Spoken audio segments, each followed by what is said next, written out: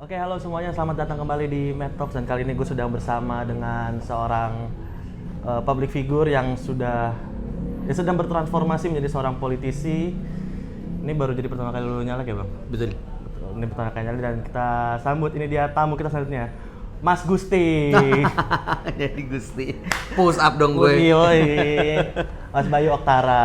Halo, Mat. Bang, thank you banget Bang udah mau gue ajak ngobrol-ngobrol Dengan senang hati dong. di podcast UMKM ini. Iya, gue seneng diajak ngobrol. Kalau dulu bisa siaran radio, sekarang udah nggak bisa siaran radio. Makanya kalau ada yang mau ngajakin gue podcast, kabarin aja. Gue seneng. Oke, tuh kalian semua untuk podcaster UMKM lainnya kebetulan ada narasumber gratis nih kalau kalian mau nih. Siap. Nah, oke, Bang Bayu, kita akan ngobrol soal banyak hal, khususnya kepemudaan, kebudayaan, lalu karir politik lo. Tapi sebelumnya gue mau bahas soal karir lo di bidang entertainment dulu nih, Bang. Ini kan agak menarik nih karena gue pertama kali lihat Bang Gusti itu waktu itu menjadi seorang Mas Gusti, ini karyawan TV HRD di Oke TV waktu itu di serial OB yang tayang tahun 2006. 2006 sampai 2010. 2006 sampai 2010 tuh. Tapi ternyata sebelumnya lo penyiar radio ya, Bang ya? Penyiar radio, gue dari 96 sampai 2022 siaran radio.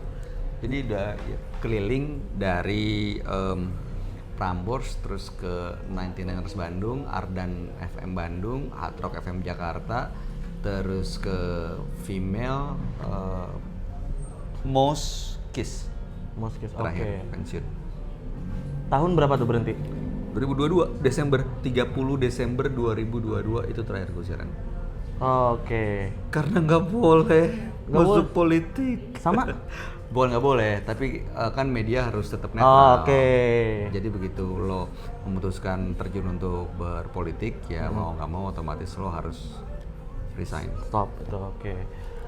Oke Bang, dari penyiar radio, terus acting di TV dan film, dari beberapa film yang lo tayangin ya, yang lo bintangi, lo masuk politik Bang. Menurut beberapa public figure yang juga masuk ke politik gitu ya, yang gue dengar, yang pernah gue ajak ngobrol bareng, yang gue baca statement media, katanya lebih menyejahterakan sebagai public figure daripada jadi politisi Bang. Lalu mereka masuk politik. Nah, lo sendiri gimana Bang? Kenapa lo masuk politik? Ya karena kebutuhan kalau di teori hierarki Maslow itu kan yang paling bawah adalah kebutuhan psikologi. Berarti lo nggak mau kelaparan, lo kebutuhan makan, lo punya tempat tinggal, lo punya tempat tidur. Terus lo juga bisa kebutuhan psikologis, nggak malu pakai baju gitu. Di atasnya lagi kebutuhan safety. Di atasnya lagi love, ada prestasi, ada pencapaian. Nah di atasnya lagi tuh paling atas itu adalah aktualisasi diri. Aktualisasi diri. Okay. Aktualisasi diri menurut gue, persepsi gue adalah menjadi versi terbaik dari diri lo sendiri, yaitu bermanfaat buat orang lain. Nah kalau kita begitu punya anak, itu biasa jadi momentum tuh. Gue mau ngasih apa ya ke anak gue? Kalau cuma warisan uang dan kebanggaan gitu ya, misalnya sebagai public figure, ya kayaknya itu gue belum jadi versi terbaik buat diri gue sendiri deh. Kalau gue bisa berguna buat orang lain, buat orang banyak, jadi versi terbaik dari gue sendiri, itulah yang akan gue wariskan ke anak-anak gue, dunia yang lebih baik, lingkungan yang lebih baik, masa depan yang lebih baik. Jadi kenapa gue masuk ke politik? Ya intinya adalah sisa hidup lo ini mau dipakai buat apa? Oke. Nah, apa Bang yang mau lo perjuangkan? Maksudnya masuk politik kan nggak cuma sekedar mau memperjuangkan apalah segala macam, kan hal-hal klise yang banyak disebut oleh politisi. Nah lo sendiri apa gitu Bang? Poin apa yang mau lo perjuangkan, isu apa? Pendidikan dan pekerjaan, itu aja. Pendidikan karena gue sekarang juga dosen kan. Oke. Gue di situ berinteraksi sama teman-teman mahasiswa dan gue ngelihat dari dapil gue itu di Durensawit, Kramat Jati sama Jatinegara, itu memang urusan pendidikan masih perlu dapat perhatian. Ada satu kelurahan yang belum punya SMA negeri, otomatis sistem zonasi belum bisa menampung semua siswa. terus juga ada yang KJP pendataannya nggak konsisten. Ada yang harusnya dapat nggak dapat, ada yang harusnya nggak dapat malah dapat. Terus selain jaring pengaman sosial, lalu kemudian kesejahteraan guru, bagaimana punya pendidik-pendidik yang berkualitas kalau mereka nggak diperhatiin kesejahteraannya. Ya karena guru sekarang tuh kan perlu kreativitas untuk mendidik karakter kan. Betul. Nggak bisa kayak dulu yang penting nilai lo 9 lo lulus gitu. Nggak bisa, karena sekarang yang dicas sasar bukan secara hitungan matematika dulu gitu. Nah ini perlu dapat perhatian, dan kalau kita bicara generasi emas 2045 nanti yang akan mengisi Indonesia emas, momentumnya berarti sekarang.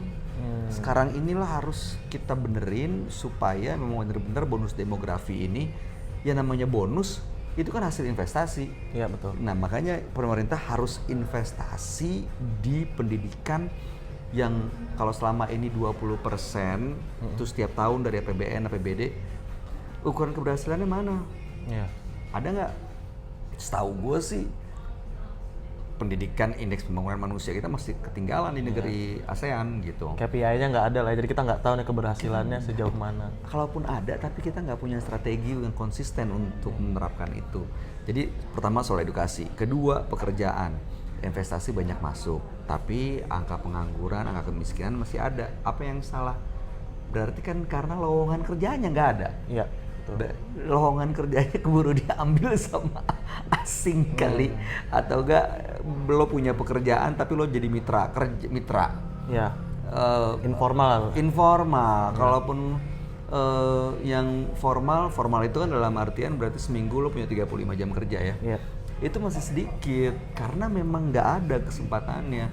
Artinya investasi itu harus digunakan buat pelatihan, pengembangan kapasitas, penciptaan lapangan kerjanya, lalu pendampingan, sehingga mereka jadi berdaya.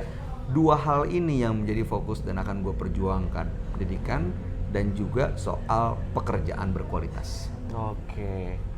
Nah itu tadi adalah hal yang mau diperjuangkan gitu Bang. Nah kalau lo ibaratnya mau ke tujuan lo nih, nyampe ke tujuan lo kan butuh kendaraan Bang. Lo memilih Nasdem nih sebagai kendaraan lo nih. Ya. Nah, lo ini kenapa milih Nasdem? Lo diajak? Apa memang lo memilih, lo merasa ini kendaraan yang tepat buat lo apa gimana? Pertama, no mahar, anti mahar. Gua masuk Nasdem gak ada yang minta bayaran sedikit pun. Oh gitu. Jadi caleg gua nggak bayar. Serius, gua nggak bayar. Okay. Lo pernah dengar partai lain harus bayar kan? Pernah. Supaya dapat nomor urut? Pernah. Gua nggak ada. Oh sorry, nomor urut itu berapa? Nomor 6. Nomor 6. Pantas nggak dikasih. Kalau nomor 1 biasanya dimintain tuh. Kata siapa? Ya kata orang-orang di luar sana katanya sih gitu. Iya, setahu gue sih, gue nggak tahu ya dikasih dimintain atau enggak. Mungkin di Nasdem enggak kali ya, di Nasdem enggak. Di partai lain mungkin kali. Setahu gue si Nasdem ini selalu menggunakan semangat anti mahar, itu yang pertama. Yang kedua restorasi, karena semangatnya tadi adalah mengembalikan apa yang kita punya kepada pemiliknya, yaitu bangsa Indonesia. Apa yang kita punya di atas tanah, di bawah tanah, di dalam laut dikembalikan untuk kesejahteraan bangsa sendiri. Maka kita harus punya semangat restorasi. Dan itu ada di Partai Nasdem. I see, oke. Dan satu lagi, anak-anak muda yang progresif pemikirannya, siapa bilang cuma di satu partai tertentu? Di partai Nasdem apa sih? itu banyak. Partai apa tuh? Partai Bunga Mawar. Oh, Partai Bunga Mawar. Partai Bunga Mawar. Bunga Mawar tuh identik sama sosialis, tapi kayaknya kapitalis sekali mereka ya sepertinya. Masa sih? Katanya, kata orang-orang, Enggak lah, mereka kekeluargaan kok. Keluargaan, iya. Banget. Panggilan aja brosis ya. Oke, selanjutnya gue mau ngomongin soal tadi nih, udah disinggung juga soal pemuda. Nih Bang, 2024 ini kan lagi ramai banget soal kepemimpinan muda, ya kan? Kita punya satu nih partisipan dari pemilu ini yang umurnya bahkan tidak memenuhi ya, tidak masuk kriterianya dan dianggap sebagai pendobrak nih. Ini adalah pemimpin yang akan membukakan jalan bagi anak muda. Setuju nggak? Kan justru gue mau nanya sama lo nih bang, setuju apa enggak? Jangan dilempar balik ke gue dong. Lu sendiri gimana bang liatnya? Gue ya, Ya. gue ngelihat orang dikasih masih pakai mobil dari bokap aja itu rasanya cupu banget. Ya elah, mobil dari bokap loh. Itu rasanya cupu banget. Iya. Ini kalau jadi cawapres dikasih bokap sih kurang. Wah, dikasih bokap. Dikasih bokap dan dibantu paman lagi ya. Aduh. Emang itu anak muda terbaik. Yang bener aja. Sekarang gini deh. Kejadian ini menurut gue sangat memalukan. Memalukannya di mana? Karena kita dipertontonkan depan muka kita sendiri bahwa nepotisme itu ada. Udah gitu menghalalkan sebuah cara. Udah gitu juga peraturan dirubah seenaknya.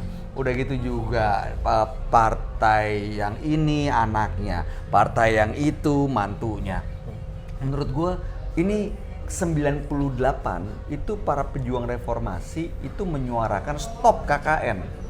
Korupsi, kolusi, nepotisme. Ya. Sekarang ada lagi, ya masa kita diam aja? Masa kita bilang itu normal sih? Enggak dong. Cuman permasalahannya kan sekarang banyak orang yang nggak berani bersuara, nggak bisa bersuara karena banyak kepentingan yang diikat. Banyak kepentingan yang jadi disandra. Jadi otomatis ya otomatis mereka mau tidak mau menganggap itu satu hal yang wajar. Kalau buat gue sih, buat gue ya, dude, please, come on. Anak muda tuh banyak yang lebih baik.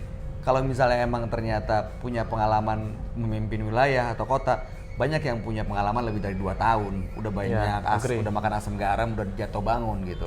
Dan kalau misalnya dianggap dia pengusaha yang sukses, masih banyak pengusaha yang jauh lebih sukses dari dia, anak muda gitu loh. Dan punya terbukti bisa menggerakkan dan mensejahterakan banyak orang, banyak gitu loh. Jadi kalau diperlihatkan ini di depan mata dan lo masih menganggap ini normal, wah itu udah kita dalam keadaan yang sangat darurat. Wah, luar biasa ini ya. Berarti lo sepakat ya bang dengan diksi perubahan ini ya? Ya iyalah, perubahan itu bukan dari SD, SMP, SMA, kuliah, masa balik lagi ke TK. Hah? Gimana? Jadi perubahan di mata lo tuh cuma sekecil itu, kasihan banget gitu. Iya. Gue pikir lo punya mindset yang seorang cawapres lebih besar lagi dari analogi yang cuma sekedar. Perubahan itu dari SD ke SMP naik kelas itu perubahan. Masa gitu aja harus gue jelasin sih? Berarti perubahan itu berarti mau di scale up nih bang ya? Scaling up itu perubahan. Berubah haluan dari kanan ke kirian dikit itu perubahan. Gambar lukisan lo agak miring, lo lurusin, itu perubahan. Bukan lo ganti perubahan itu. Come on, rakyat kita jangan dibegoin terus-terusan dong.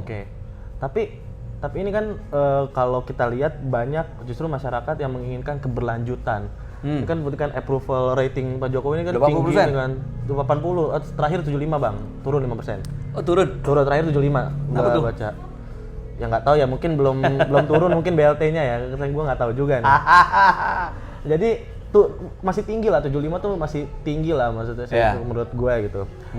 Nah lalu apa yang mau ditawarkan dari perubahan ini sehingga masyarakat tuh mau gitu loh dan ikut dalam gagasan perubahan ini? Yang pertama adalah yang paling penting coba tanya, itu kan survei, kita menghargai angka-angka yang ada di survei, tapi tanya turun di lapangan, karena gue langsung turun, langsung ketemu dan langsung ngobrol sama masyarakat. Dari semua yang gue temuin, semua menginginkan memang ya yang gue temuin ya.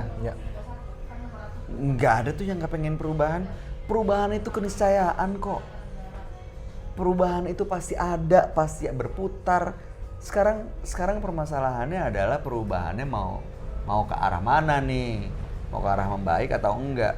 Jadi kalau approval rate-nya masih 75%, kita sayang sama Pak Jokowi. Iya, kita bangga beliau membuat perekonomian tetap jalan gitu ya. Tapi investor-investor yang datang itu mengurangi tingkat kemiskinan apa enggak? Enggak juga kok. Jadi kalau misalnya emang pertanyaannya objektif, bener-bener harus ditanya dari dua sisi. Jangan 1-2 lembaga survei, approval rate 75%, lalu diglorifikasi seolah-olah itu keberhasilan dan semua orang oke dengan kepemimpinan Pak Jokowi. Nggak gitu juga. Oke. Yang 25% coba ditanya, apa alasannya? Kenapa itu nggak pernah dibahas? Oke. Ya berarti salah satu poin. Dari 20% sampai 25% aja tuh udah bergerak. Iya. Gimana sampai Februari? Bisa bergerak lagi. Betul. Dan surveinya Pak Anies juga lagi naik secara perlahan ya. Maksudnya, salah satu sebenarnya gue sempat pesimis juga sih ketika melihat angka survei gitu ya, melihat seolah-olah kayak sepertinya agak sulit nih yang lihat Pak Anies untuk memenangkan. Cuma ternyata ada penurunan dari pasangan lain, sementara Pak Anies ini naik pelan-pelan gitu. Jadi udah mau hampir sama ya, sehingga kita menilai kayaknya jangan-jangan beberapa bulan ke depan nih akan ada sebuah kejutan lagi kayak waktu Pak Anies tahun 2017 gitu. Kalau kita hitung matematika ya, waktu Indonesia perang melawan Belanda, jumlah kita dibanding Belanda jauh lebih banyak mana, jauh lebih hebat mana. Lalu kemudian kita lawan Jepang, lalu berbagai macam perang yang ada di dunia, lebih banyak yang jumlahnya lebih kecil, tapi justru menjadi pemenang karena punya jiwa militansi yang kuat. Dan sekarang angka-angka survei ini malah membakar semangat semua roda-roda mesin partai, relawan, simpul-simpul masyarakat itu jadi bersemangat untuk memang mewujudkan perubahan itu. Oke, sekarang kita ngomongin soal simbol perubahan itu sendiri. Seorang sosok yang kita kenal dengan nama Anies Baswedan. Ya. Lo ini kan, ini koreksi gua kalau salah Bang, lo kan sekarang jubirnya Pak Anies juga ya? Salah satu jubir Pak Anies juga ya. Kenapa Pak Anies orang yang tepat untuk memimpin perubahan ini? Gue selalu menganggap pemimpin itu lahir dari kebutuhan. Saat Bung Karno menjadi pemimpin kita, itulah yang dibutuhkan bangsa ini untuk bagaimana menyatukan dari Sabang sampai Merauke. Saat Pak Harto lahir jadi presiden, bangsa ini butuh pembangunan. Begitu juga sampai terakhir Pak Jokowi yang membangun begitu banyak infrastruktur. Infrastruktur ini udah terbangun nih, udah jadi. Kan perlu SDM untuk menggerakkannya. Ya, betul. Kalau lo bego, lo nggak bisa lo jalanin, nggak bisa lo pakai tuh infrastruktur. Butuh orang yang mencerdaskan kehidupan kita sehingga kita punya arah yang benar. Ini infrastruktur udah ada, gimana makainya supaya nggak gampang rusak. Jangan sampai abis diresmiin 2 bulan masuk semua ke bengkel. Alat-alat transportasi yang baru diluncurin itu. Emang ada Bang? LRT? Oh iya benar. Tuh, apa warga Jakarta Timur tuh mungkin tuh paham tuh. Iya. Baru diluncurin udah masuk ke bengkel. Berarti kan SDM kita harus ditingkatkan kapasitasnya. Dan itu butuh seorang pendidik yang mencerdaskan kita. Dan gue nggak ngelihat itu di sosok dua yang lain. Kalau bicara soal tegas, tiga-tiganya tegas. Bicara soal kerakyatan, tiga-tiganya kerakyatan. Rekam jejak ya kita bicara ya. Di DKI Pak Anies kerakyatan, ketegasan, lo bisa buktiin sendiri, dilihat lah. Tapi di antara tiga itu, yang paling cerdas siapa? Kenapa Pak? Apa dasarnya lo bilang Pak Anies itu lebih cerdas dari dua yang lainnya? Dari kemampuan beliau lahir dari pergerakan-pergerakan zaman mahasiswa. Dari apa yang beliau lakukan di Jakarta. Solusi-solusi yang diberikan buat menyelesaikan permasalahan-permasalahan di Jakarta. Dulu di Kementerian Pendidikan ada satu direktorat namanya Direktorat Pendidikan dan Pembinaan Keluarga, Dirbindikkel. Belum pernah ada sebelumnya. Tapi ada itu semangat bahwa kalau pendidikan itu nggak bisa kita percayain aja langsung ke sekolah, keluarga harus dilibatkan. Tapi siapa yang ngajarin keluarga? Dibikinlah direktorat ini. Oke. Lalu kemudian Zaman Pak Anies tuh ya? Zaman Pak Anies. Sekarang masih ada nggak tuh? Gue udah di reshuffle ya, ikut juga di reshuffle. Oh, udah nggak ada lagi berarti. Udah gitu yang di Jakarta taman untuk ruang interaksi. Lalu kemudian ya kalau transportasi itu udah dibutuhkan dari banyak orang lah. Terus yang tapal kuda itu nggak pernah ada. Terus ruang ekspresi seniman itu nggak ada. Tim dibikin kayak sekarang itu kan sebelumnya nggak ada. Jadi menurut gua beliau pendekatannya dari menyelesaikan proyek pemerintah menjadi menuntaskan persoalan warga. Itu cerdas. Dan gue gak ngeliat di dua yang lain. Oke, I see. Oke, kalau gitu kita ini kalau gitu tadi gue ngeliat kayak lo sangat mempercayai bahwa Pak Anies bisa membawa perubahan itu. Ya. Menjadi apa? Kayak tadi lo ada pergeseran paradigma dalam menyelesaikan pekerjaan lah, menuntaskan pekerjaan. Ya. Tapi ini Bang, gue mau nanya satu hal nih Bang. Nama Pak Anies itu kan sebenarnya belum hilang dari bursa calon gubernur DKI, walaupun sudah resmi daftar di KPU. Soalnya masih banyak nih, karena approval rating Pak Anies ini bukan Pak Jokowi doang yang punya approval rating ya. Selama Pak Anies pemerintah, approval ratingnya juga cukup tinggi Bang. Itu di atas 80%, 85% bahkan kalau nggak salah.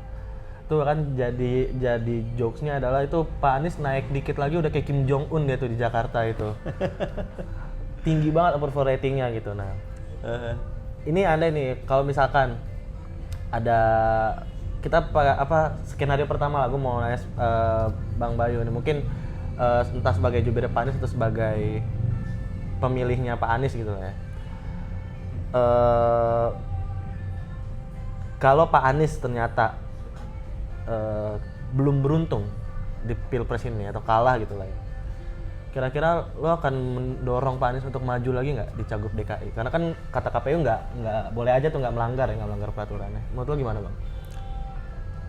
Gue percaya apapun pilihan beliau itu adalah yang terbaik. Apa yang udah dilakukan beliau terbukti memberikan dampak yang baik buat banyak orang. Jadi gue nggak mendorong untuk balik lagi jadi gubernur atau dia jadi menteri lagi atau nggak dia jadi pegang jabatan publik. Apapun yang diberikan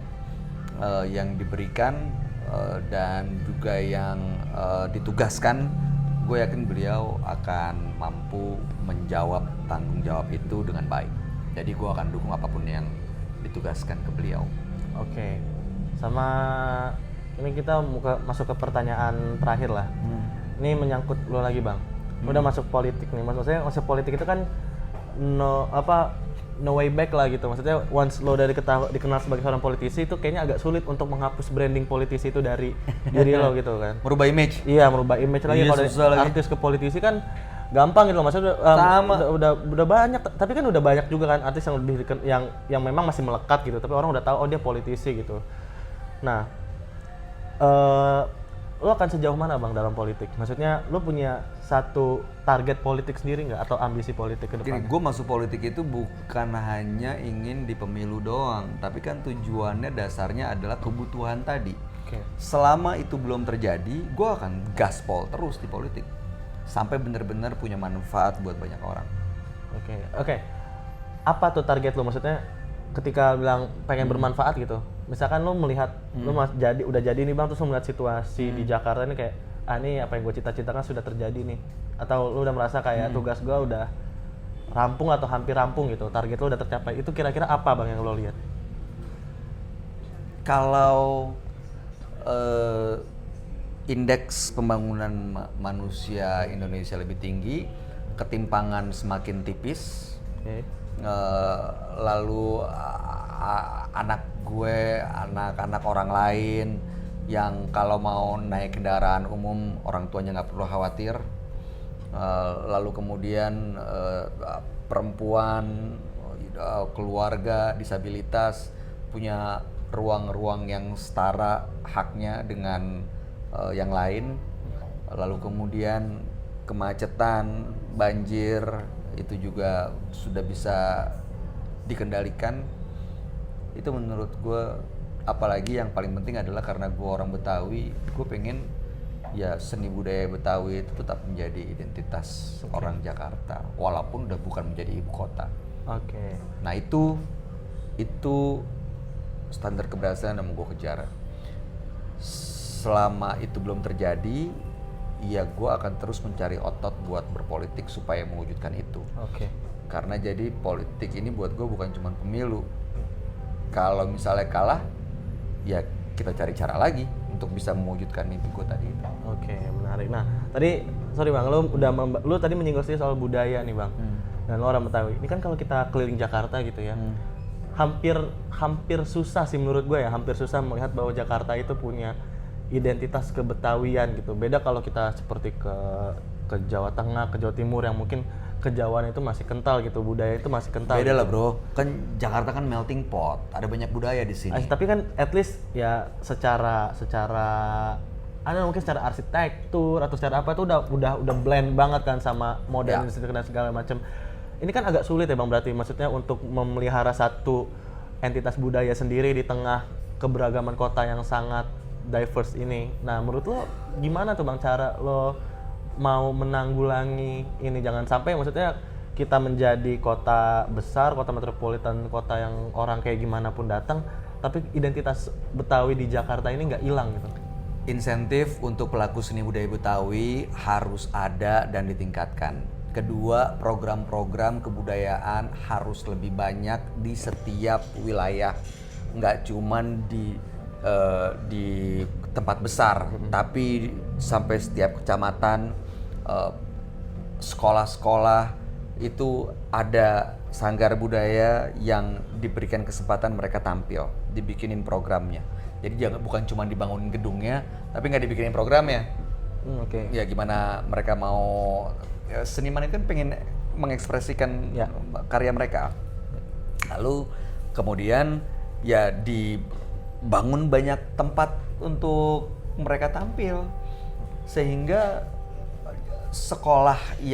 anak-anak sekolah yang mungkin agresif, punya semangat, energi, yang disalurkannya salah akhirnya kebuli, berantem.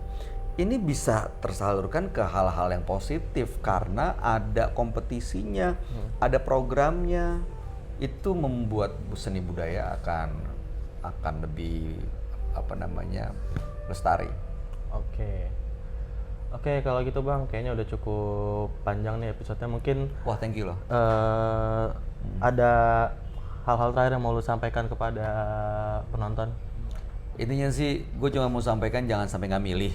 Kita semua punya hak politik dan masa depan kita besok itu berdasarkan pilihan kita, keputusan kita hari ini. Gue mengajak semuanya untuk sama-sama kita terus berharap dan menghidupkan semangat itu walaupun kita dipertontonkan hal-hal yang kurang layak gitu ya, dan bahkan memalukan, tapi jangan pernah putus harapan. Insya Allah 2024 kita wujudkan perubahan. Oke, terima kasih Bang Bayu atas waktu dan ngobrol-ngobrolnya. Jangan lupa teman-teman sekalian, Bang lu dapil mana Bang? Sebut dapil 5, Kramat Jati, Jatinegara, Duren Sawit, DPRD dari Partai Nasdem, urutannya nomor 6. Bayu Oktara. Untuk penonton yang audiens yang ada di dapil itu, mungkin ini jadi salah satu caleg yang kalian pertimbangkan untuk nanti kalian pilih di pemilu 2024 nanti. Amin. Itu aja dari kita berdua, dari gua, dari Bang Bayu. Terima kasih dan sampai jumpa di Mad Talk selanjutnya. Dadah. Thank you, Mat. Siap Bang. Lo langsung balik Bang. Gua ada